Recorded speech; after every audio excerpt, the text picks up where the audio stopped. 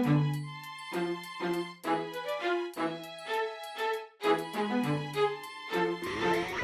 guys, welcome to this Tuesday's Mastering the Middlegame class. I'm Grandmaster Eric Hansen, current resident GM here. Today I decided to pick a pretty fun game. The first game I ever looked at that wasn't played by myself as a kid was by the German chess master Adolf Anderssen. And today I decided to pick one of his games. He was kind of the unofficial world #1 in the 1800s for a period. And the game I'm going to show is in the first international chess tournament, before he was considered the world #1, he was playing Howard Staunton, who was considered also unofficially the world. It was like kind of like #1 against #2 at the time. Chess wasn't super developed, but it was a big match for the time being. And back then, everything was tactical, open positions, and whatnot. So this should be a pretty fun game. Anderssen is white and Staunton is black. And this was in London, 1851. E4, E6, D4, and G6. So I mean, it's not the best opening, but that's not why I'm showing the game. So black is making some white dark squared weaknesses. Bishop D3. Bishop G7, C3. Sorry, actually first Bishop to E3. Probably I'd play C3 first, but I mean there was no opening theory at the time, so the games were very original. So this was just typical at the time. We won't judge them too hard. This was chess in its infancy. But one thing is, I'll point out, is Anderssen really liked to attack. So he's putting his bishops there, but he has some sort of idea. Black played C5. That was the idea. C3. C takes D4, C takes D4, and Queen B6. And, well, pretty self-explanatory move. It's attacking D4 and B2 at the same time. I don't think it was a very good practical choice because Anderssen was known as a very tactical player, enjoyed sacrificing. He was an expert in the King's Gambit, so this is right down his alley. And, you know, I still see this all the time, though, people going pawn hunting, but after Queen B6, I think Anderssen was very happy to just reply Knight E2. There's no way to defend both B2 and D4, yes. Queen takes B2, and Knight B to C3. So White's got all 4 pieces developed for the cost of a pawn. And I mean, I don't know how many of you guys would go be that greedy. I've seen people be really greedy. You know, there's always somebody we know who likes to eat pawns. I would never do something like this, but Staunton decided to go for it. So now Rook B1 and Knight B5 is just natural. So Queen B6, really asking for it. D5 or something. And I mean, it's one of those positions where you almost have too many options. It feels like for sure you have a lot of compensation, and that's correct, and lots of different moves here. So pretty much I'm just gonna go with what was actually played, but Rook B1 here is decent. Yeah, Rook B1 could be okay. White went for Rook C1. Castling would also be okay, but you know, the game has already been set. Black's taking a pawn, and White has to prove compensation for that and take advantage of Black's position before Black gets developed. So Rook C1 first, maybe eyeing the C file. Knight can't go to C6 very easily here. That runs into potential of like D5, stuff like that. So, but now the game, you know, after Rook C1, Black played Knight A6, and that's already still. I don't actually understand what's going on. I'll be honest. I don't know what Staunton saw, but Knight A6 is after Knight B5. You know, Black has Knight C7 covered. That's the reason for it, but there might have been some alternatives like knight e7 and just trying to castle. I mean, it's one of those situations, if I was black, I might try to give back the pawn or just try to castle no matter what. Yeah, the bishop on c8 hanging. So knight e7 was why I was thinking maybe knight e7 because it protects the bishop on c8 and black can then castle. But yeah, knight a6, same thing. The bishop on c8 gets protected and it defends c7. But that's not the really strange move. Anderssen plays knight b5. And now that's when things get a little bit weird. But this game doesn't end right away. Black plays bishop to f8. And this was, you know, a little too much. A little too much. And I think we've all, the reason why I found this game also kind of fun is I think we've all had those games where we had a really, really good opening or like all the space in the world, all the tactics. And that's often when we get a little bit sloppy, so many options. So let's see what happens. But bishop f8, keeping an eye on d6. The best move for sure is knight e7. Bishop f8 is overprotecting d6.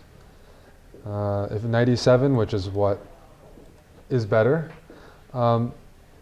Black's surviving. I mean, something like d5, you can actually keep checking, I think. I think you can just keep checking. Queen a5 check, bishop d2, and maybe play the queen back to b6. I'm not entirely sure if you know, you want to play d6 as white here or something. Usually you want to open up the position. So I'm not sure d5.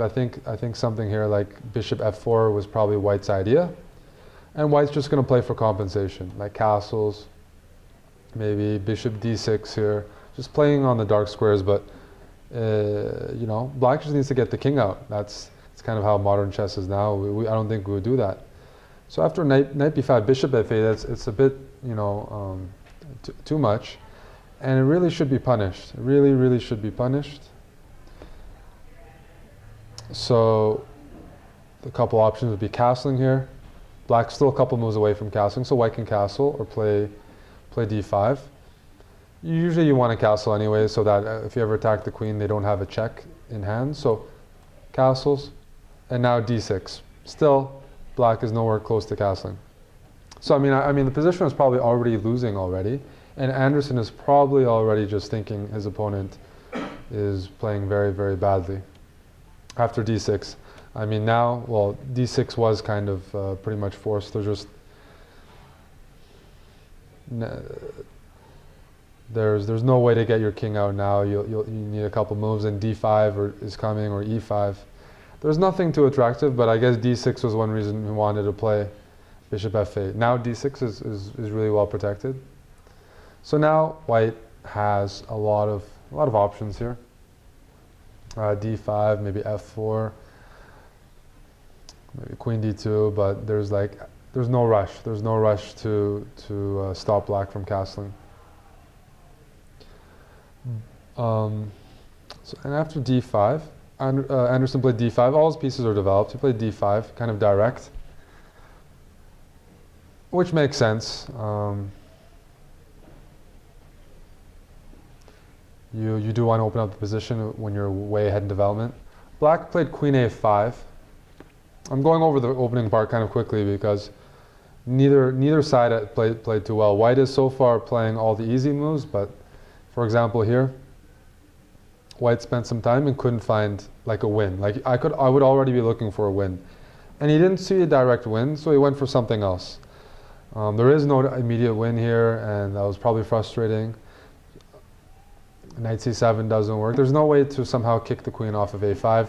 So there are some better moves than what was played. Bishop d4 was played. One example of an annoying move might be just something like queen b3. Maybe something like queen b3, and honestly, just why not just get that, you know, get your pawn back, and then you don't have to worry about anything. Maybe queen b3, and yeah, there's no real way of defending a7. That would be an example. But I think that black was playing kind of maybe so badly or offering so many options for white, just couldn't figure out what to do.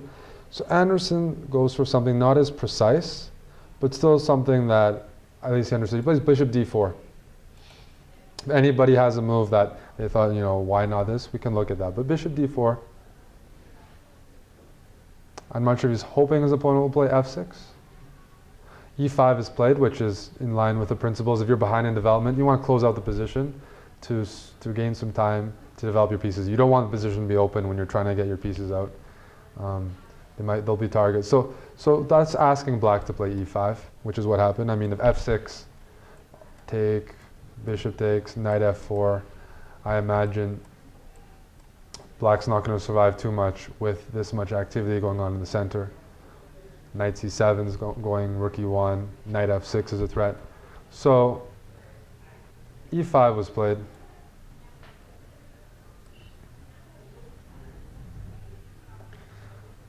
Bishop c3, and that's definitely something white anticipated. Queen d8.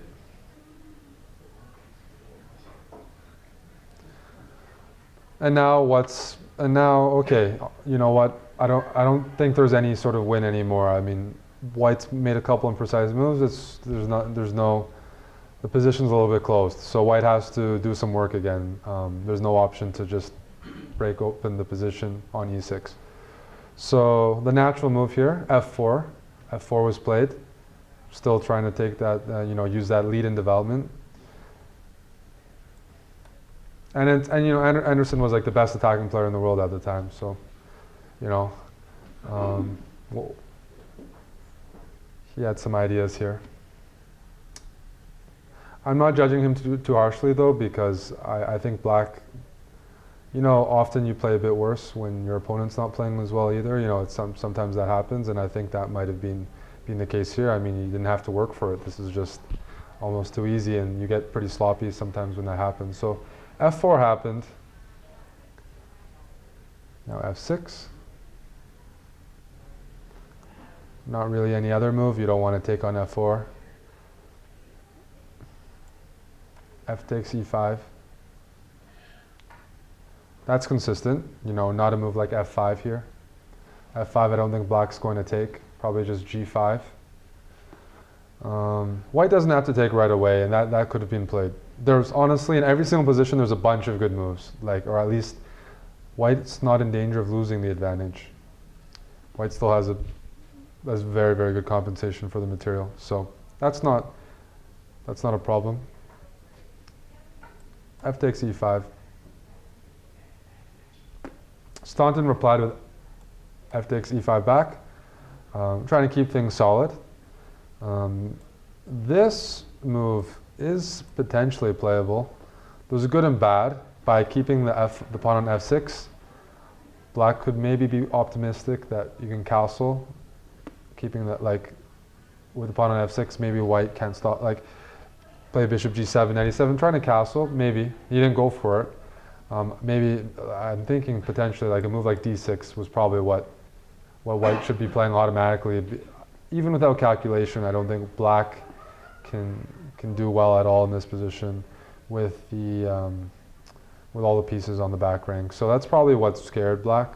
Just a move like d6, say bishop d6, knight d6, queen d6, bishop b5, king e7. A position like this, sure, black is up 2 pawns, but that rook is going to d8, and there shouldn't be anything. It's not an immediate loss, but black won't be able to get any pieces off the board when, let's say, the rook goes to d8. Here, everything is stuck.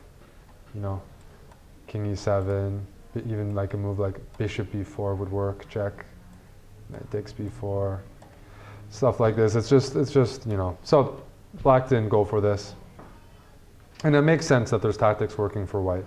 You just can't violate the opening principles like that. So after f takes e5, now white plays a move that I kind of agree with. Queen to a4. Trying to gain a tempo, get the queen off of the back rank. I don't see some sort of immediate crush. So queen a4 is at least finally is developing and that with tempo.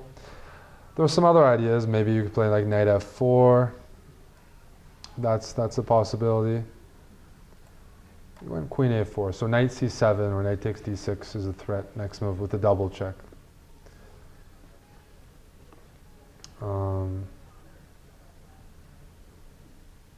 Yeah.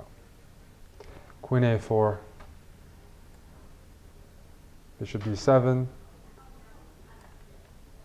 That's the only move. If queen d7, what does white play here? Knight d6 check? Yeah, knight. Yeah, there's knight d6 check. And bishop b5. Queen is pinned on d7. So bishop d7.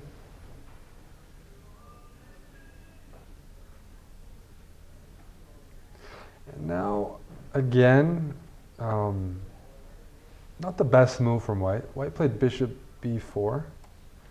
And I thought that bishop is a dark sword bishop. It's a nice looking bishop. Shouldn't really go there. But he played bishop b4, trying to put some pressure on d6. It's not necessarily threatening something, which is why I have more of an issue with that move. Because, for example, after a move like knight f6, I think black might be surviving on tactics. Bishop d6, there's queen b6 check. So I think there's some tactics here. I mean, maybe the tactics aren't working because, king h1, bishop takes d6, rook here. It's a little messy, and I just feel like it's unnecessarily messy, even if it may work. That bishop just seems a little bit loose there, but it still keeps. I mean, black isn't okay by any means, but I mean, a variation that Anderssen missed, and usually he's known for finding combinations, and he's a really good attacking player.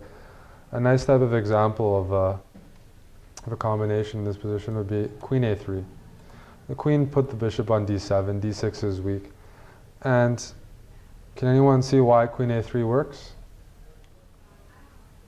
Well, nice variation. There are a few, but the most forcing would be just queen b6 check, leaving the piece, and planning to take, queen takes, and rook takes f8.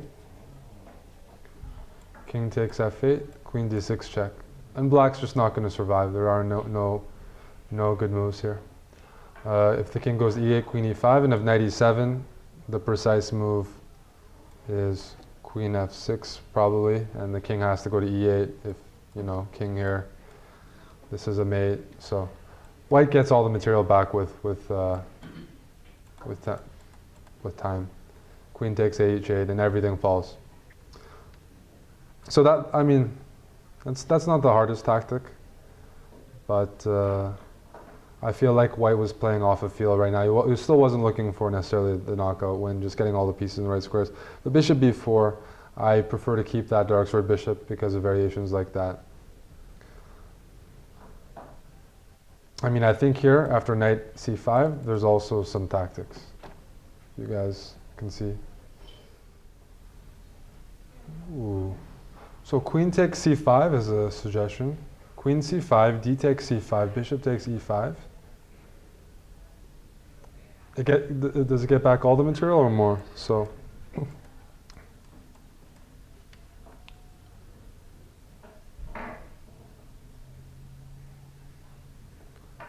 something like rook c8,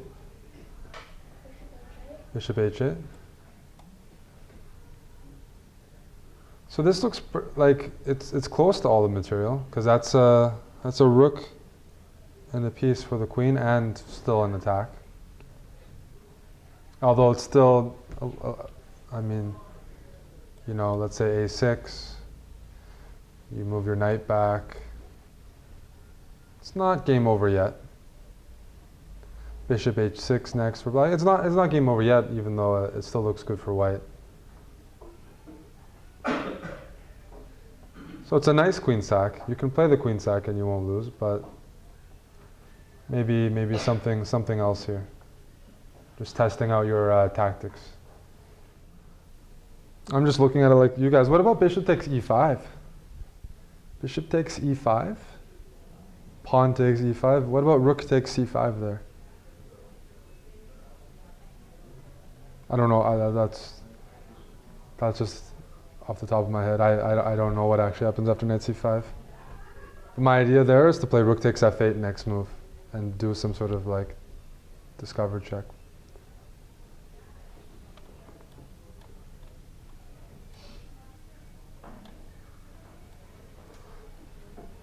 With the idea of rook takes f8.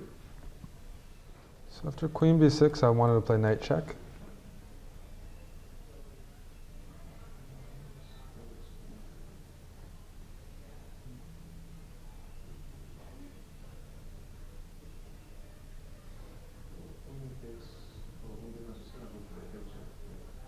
Yeah, probably you have to play king e7 because I have rook takes f8 check next move. Maybe. Oh, okay. Then we have knight takes a8. I think this is probably why. Bishop e5. You have to take back the bishop if you play knight takes d3. There's knight c7 check. I think. Yeah, I think here, and rook takes f8. But so rook takes f8 is a theme even without the dark square bishop. It looks pretty good. So that's a tactic that was missed, but you know, not the end of the world. Black still isn't close to castling. So bishop d7, bishop b4. And now after bishop b4, black, you know, black plays knight h6. Black's not really going to take on b4 because then knight c7 check is coming the next move. So knight h6. At this moment, finally, Staunton started to realize that he has to develop because he didn't do that the rest like earlier on. So it seems like now black had a little bit of awareness. I need to get my knight to f7. I need to like get my king safe, and then finally, like I think hit him that this isn't so good. So knight h6.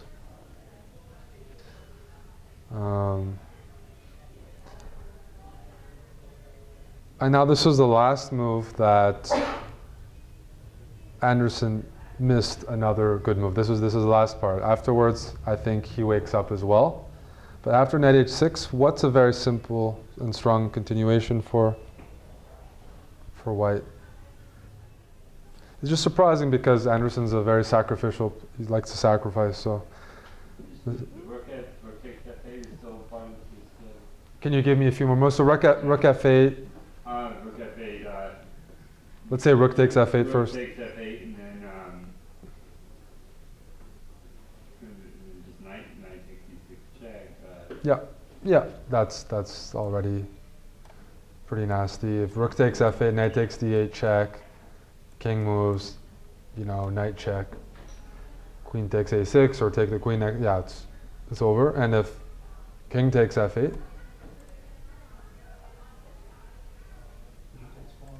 Yeah, just bishop takes pawn, and no matter where the king moves, I don't know where to put it. Just bishop takes, bishop takes pawn, and that's two pawns.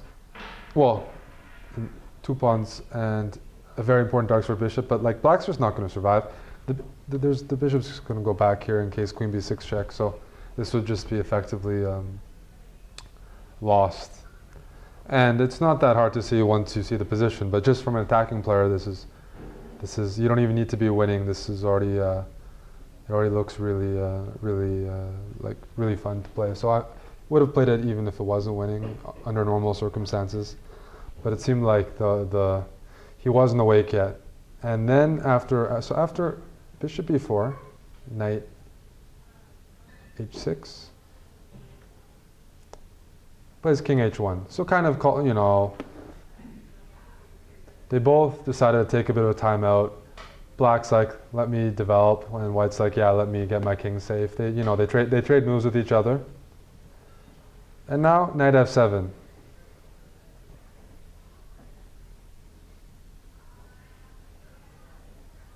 So finally now, okay, black is getting close to developing, and I mean, 5 moves ago, black had all his pieces on the back rank, so Anderssen was probably pretty frustrated here, but just continuing the attack. Now almost everything is defended, and now rook takes f7 doesn't work. A lot of the rook f8 tactics don't work. It's a strong move for white in this position.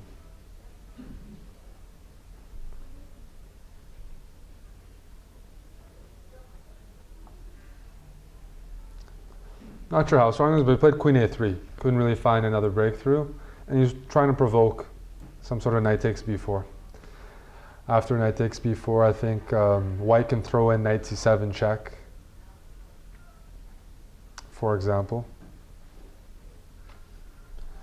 So knight takes b4, knight c7 check.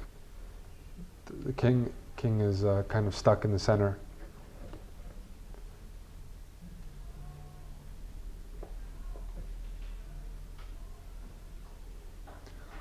Black played knight c5 here.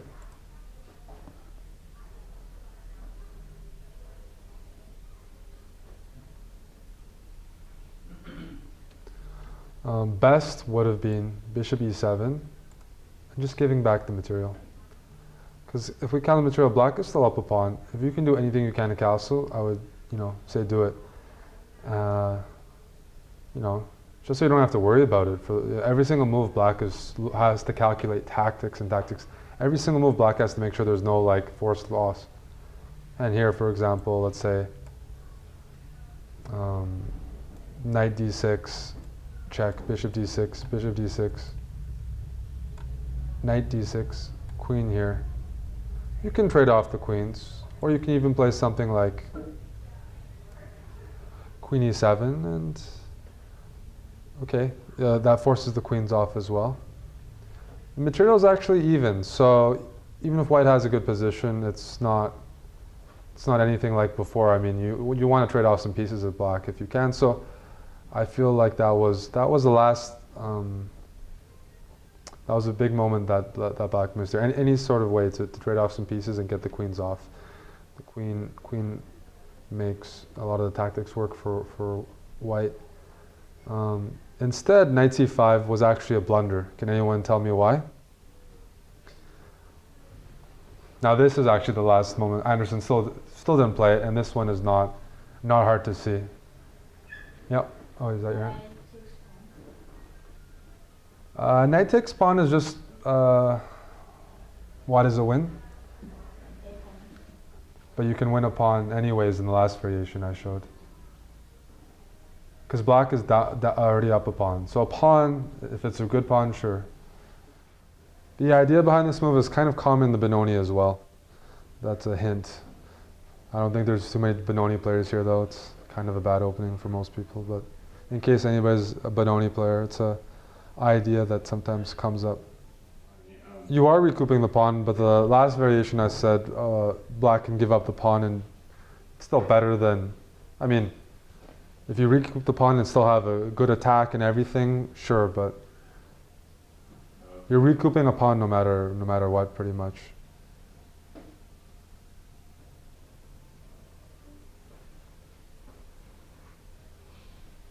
Knight d6 is what was played. But there's a fairly, yeah, there's a very direct, stronger move that pretty sure Anderssen was looking for a win. I mean, with this type of position, it screams for tactics. Didn't see it, so didn't play it, which is the right thing to do, of course. And just bishop takes c5, d takes c5, and d6.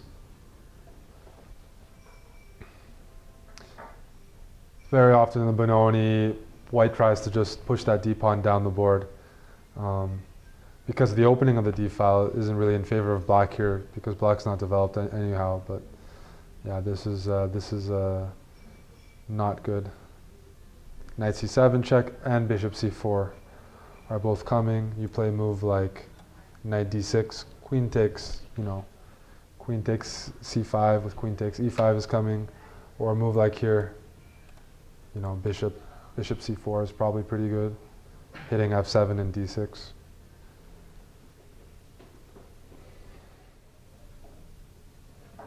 You didn't see the win. So knight d6. Bishop d6. Bishop c5. Bishop c5. Queen c5. Queen e7. So now the material is equal, and black's managed to trade off some pieces. And yeah, queen e7 is a pretty easy move to play. And you know, if you trade off queens here, I'm not so sure how the position is. This is when Anderssen kicks it into another gear. It's like, you know, often, sometimes you have to make some mistakes and blunders before you start playing well in the game. Like, I think this is kind of, maybe when he made the move, he saw the win. And, you know, right when you make a move, you realize what you missed. That might have happened, but from here on out, pretty powerful chess is played by white because the position is no longer winning, objectively speaking.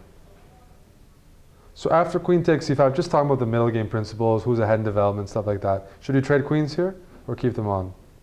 Keep them on. Keep them on. So what's a good way to keep them on? Yeah? You can trade queens or you can keep them on the board. So it's I don't know, tough decision for some, easy for others. Because yeah, you can get your rook to c7. That's true.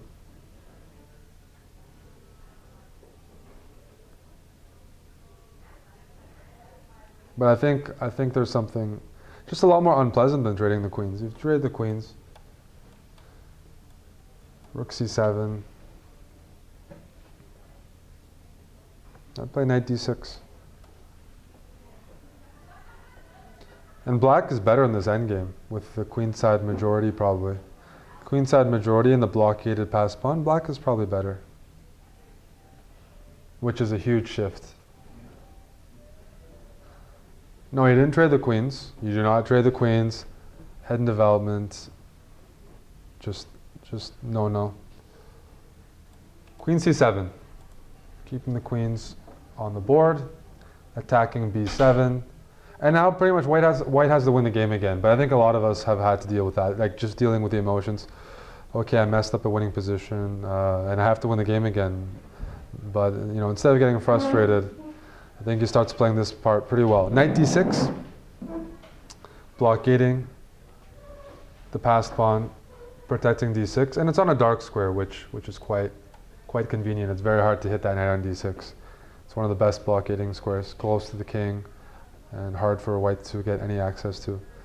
You know, protects b7, attacks e4, stops any, you know, covers a lot of squares. So now the game doesn't look so hot for white.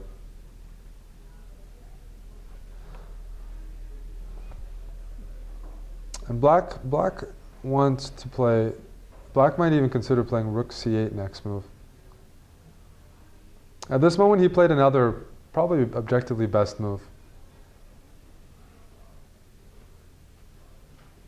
I'll let you guys see if you guys can guess it.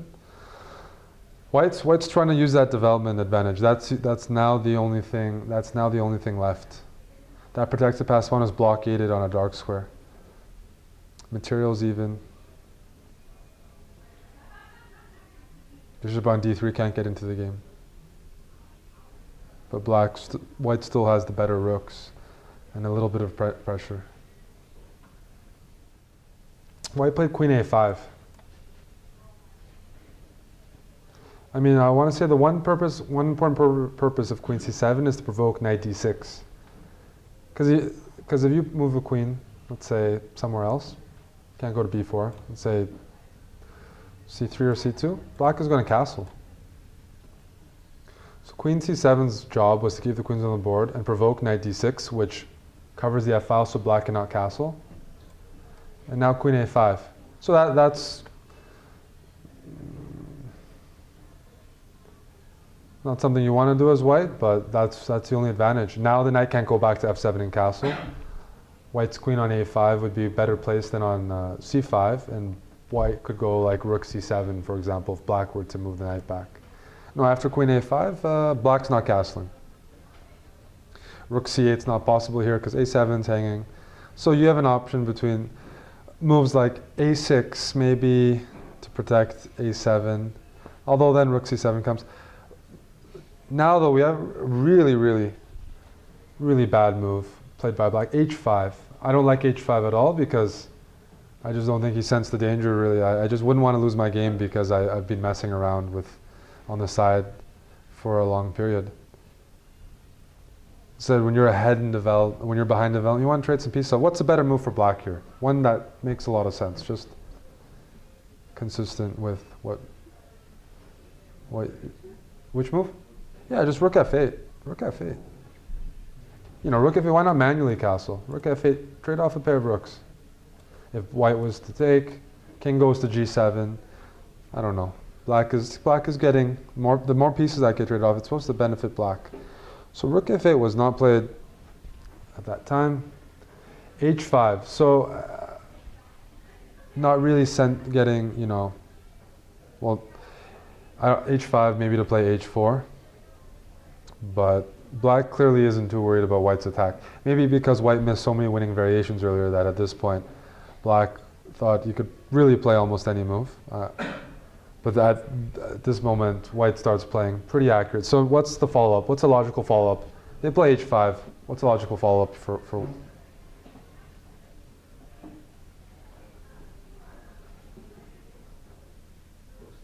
yeah, rook c7.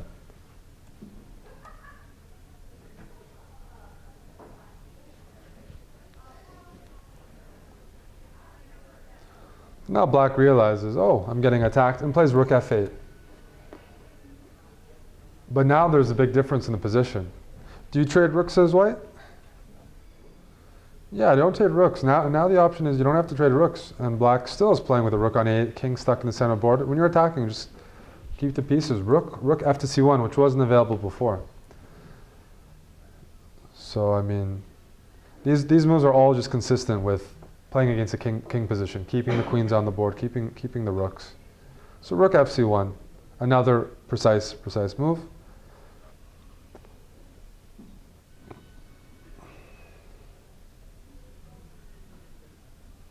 a6 was played by black now. Well, black maybe wants to play rook c8, but without giving up a pawn. Although I'm not sure that's correct. a6 was played, so yeah, a7 is no longer hanging. There might be some options to play something like king f7. I'm not sure I'm a big fan of it, but king f7 might have been even, you know, called for here. You know, using that one chance.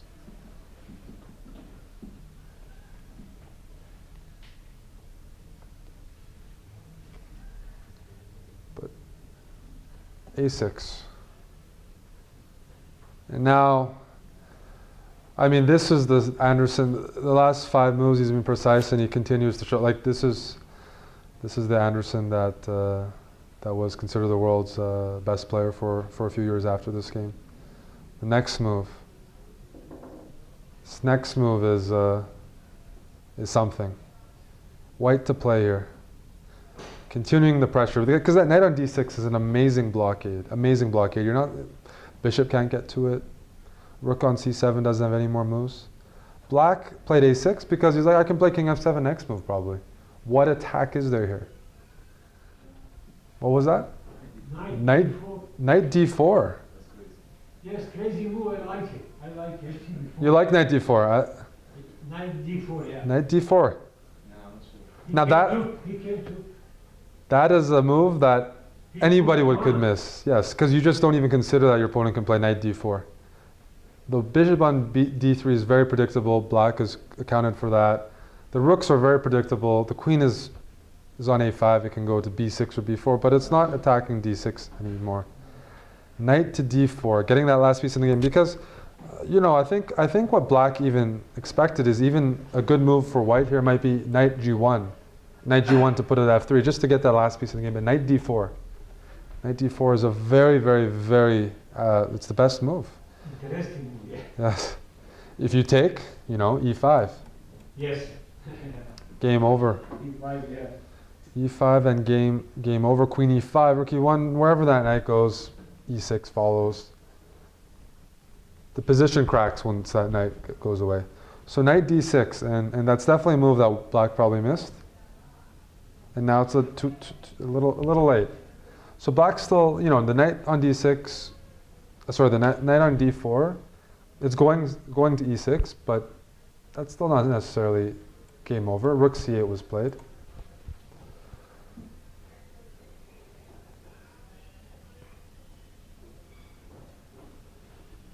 Knight e6. Yeah. So white has been playing all the right moves and still has to find that killer blow, but now finally getting the piece in the right squares, and this time doesn't really let black get away. Knight e6. Rook c7. Do you do knight c7 check here, queen c7, or rook c7? What happens if knight c7 check? Rook c7. Yeah. Knight takes c7 check, king f7. Yeah. Black can be better in these endgames very, very easy. If you go into a pure endgame, black is better with a blockading the position, or black is fine. I'll say black is fine. Like king f7, the king goes to g7. Queen c7, bishop e6. And you have to trade queens. Rook takes. So it's really, you know, f1 is covered by the bishop. But yes, rook takes c7. Keeping pieces on the board. Now king f7 now is not so good. King f7 now, because white's improved that knight, there's after king f7, you know, you can play knight c5. Yes. So now the king is stuck there after knight d4.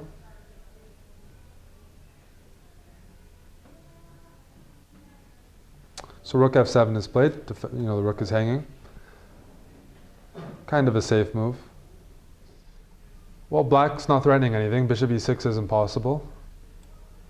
So queen b6 is played, just getting that queen to make sure black's queen is stuck on e7, getting the piece a little bit closer. There are no threats from black right now. So after queen b6, I mean, black is just shuffling around, really just paralyzed. So has to play rook f6. But again, like that knight on d6, you see, like even though white has a great position, you know, it's still there's no tactic to finish black off. Queen b6. Now, what I wanted to look at here was actually what happens after queen b6. After queen b6, rook f6 was played. But what would you guys do after a move like queen f6? So trying to maybe just queen f6. The idea is you can't take on d6 because queen f1 is checkmate. And another idea is by moving the queen to f6, you're threatening bishop takes e6. Now, the queen is on e7.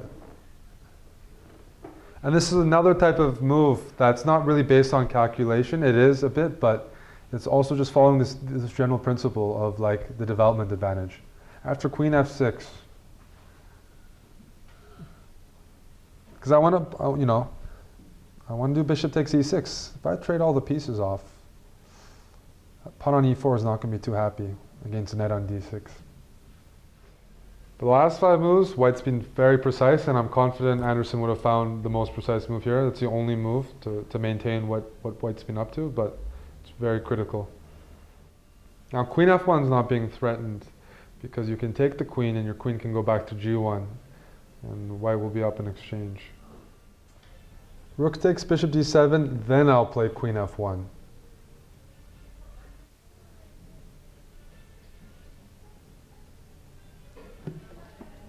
I'll trade a lot of pieces off. Although after rook takes d7, what happens if rook takes d7? I think I can just take back anyways. Rook d7, rook takes d7. I mean, white was missing all these simple wins earlier in the game, but now he wakes up a bit and shows some class. This didn't happen, but it's an only move. First of all, I'm surprised nobody has suggested h3, calm move. It's a little surprising.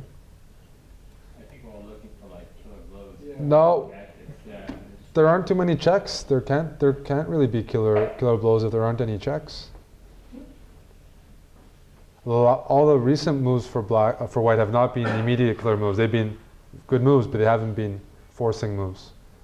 No, there aren't many checks here. Knight g7, rook c8, very few, very, very few. h3 is very tempting as a decent move, but again, it's not even the best. After bishop takes e6, queen takes d6, rook takes e7, queen takes e7. You know, white can be afraid of a move like bishop takes h3 and queen f3 check. It should still be good for white, but there's perpetual chances.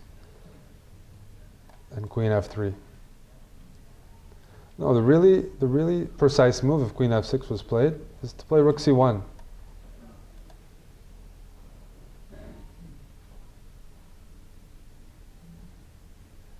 You have to play it. That's what you have to play. You have to play. You have to keep the pieces on the board. You have to not allow a bunch of pieces to be traded. Now bishop e6. Queen takes d6. And queen b8 check is coming next move. So white's winning material.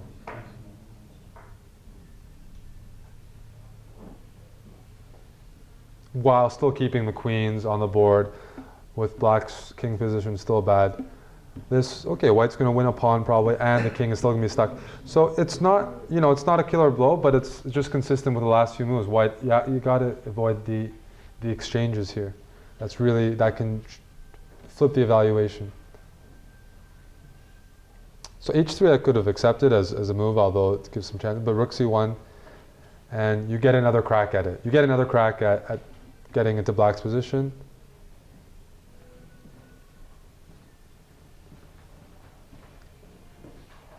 Unfortunately, rook f6 was played.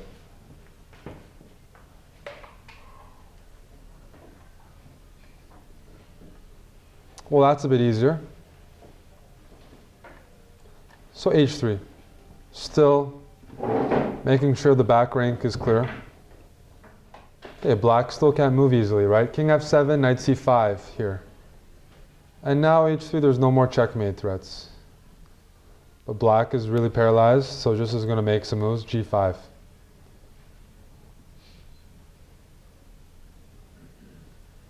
Again, a very nice, very precise move by white here. But this time there's no mate threat, so it's, you guys should get this one.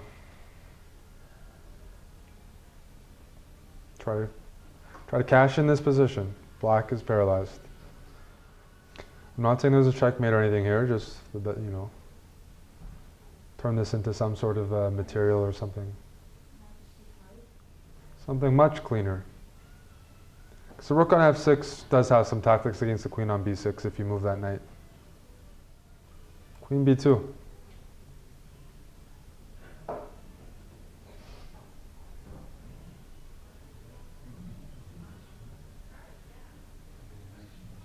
Well, now if knight f7 defending it, well, b7 hangs, whatever. So no way to defend e5. Just no way to defend e5. The pieces are not ideally placed for black.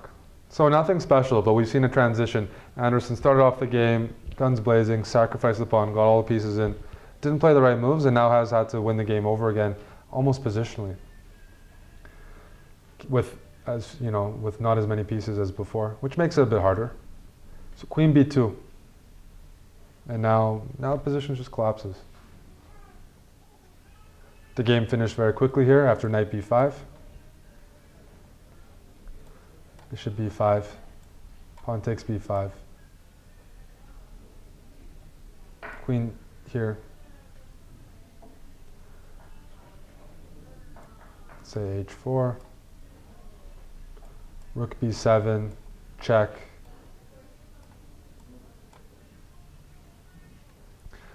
The last few moves were just a formality. Rook b8 check. King e7, d6. Rook f8.